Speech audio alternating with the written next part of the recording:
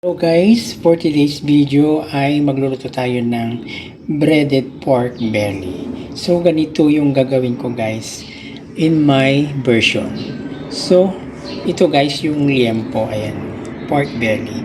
So in-cut ko to ba guys, yan, yung taba niya, yan, para magandang tingnan. And then lalagyan natin ito ng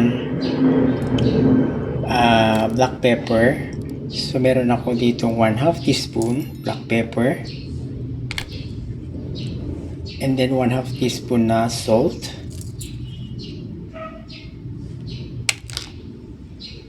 and then lalagyan ko ito ng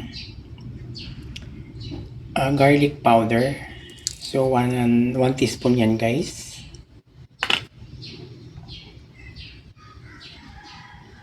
and then chicken powder, so 1 teaspoon din.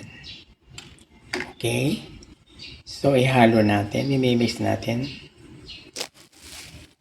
and then lalagyan ko ng isang pirasong kalamansi guys. Pwede ring lemon kung meron kayo dyan sa bahay niyo. Okay, so alisin natin yung buto sama.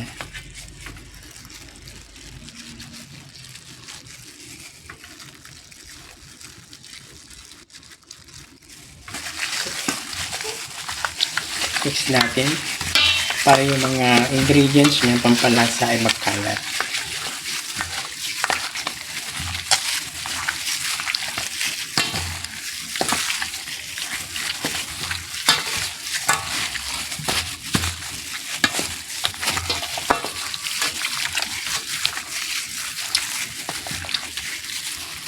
Pwede rin guys overnight ang ano nito, ang marinated niya.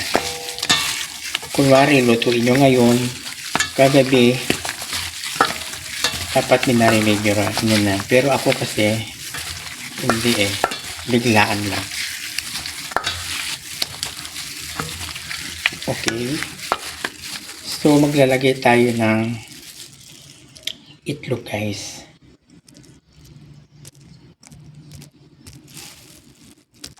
So maglalagay ako ng isang itlog. So ibibit ko siya guys. Ibibit ko siya. Okay, so ilagay na natin tong binati kong itlog.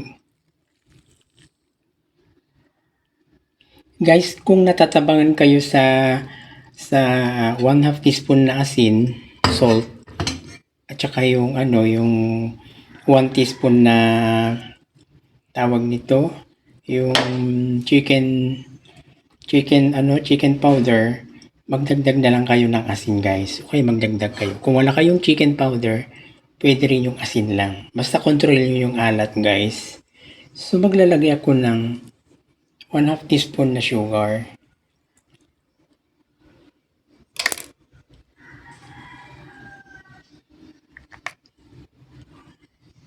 At 1 teaspoon na cornstarch. So bali dagdagan ko pa ng 1 teaspoon.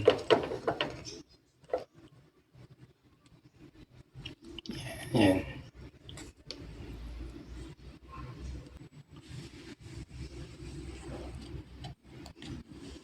And then 2 tablespoon na flour. All-purpose flour guys. And then i-mix na natin.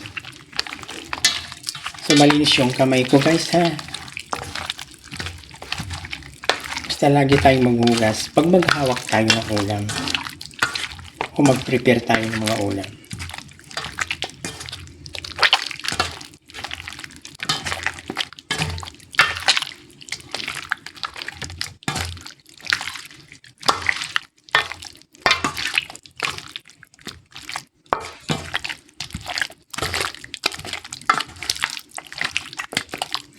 Okay, so ito na guys. Bali maglalagay, i-dip natin ito sa breadcrumbs. So meron akong hinandang breadcrumbs dito, ayan.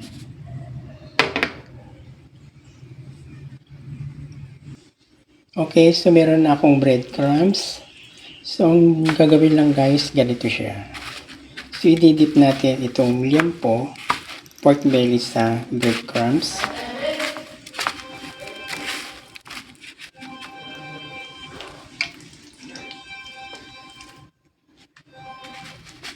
Okay.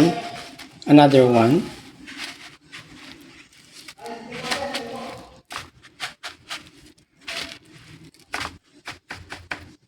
Okay, so isasalang natin tong dalawa muna. So meron akong prepare dito na mantika guys. So okay na siya. Ayan.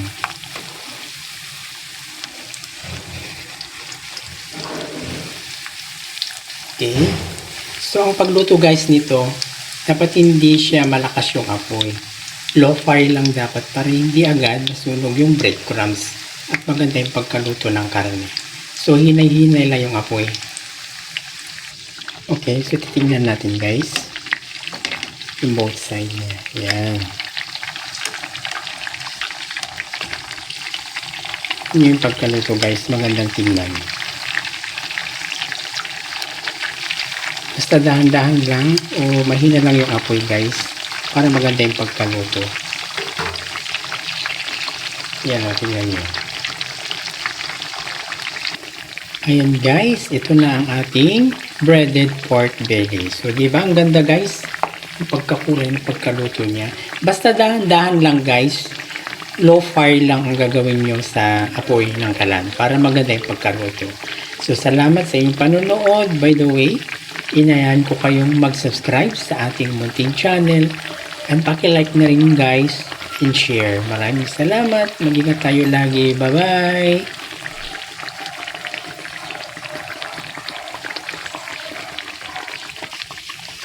Ayan, so hanguin na natin. Ilalagay na natin dito guys sa paper na meron paper towel para yung excess oil niya ay mag-absorb. Ito na guys. So ito na po ang ating pork belly. Yan po, breaded pork belly. Maraming salamat.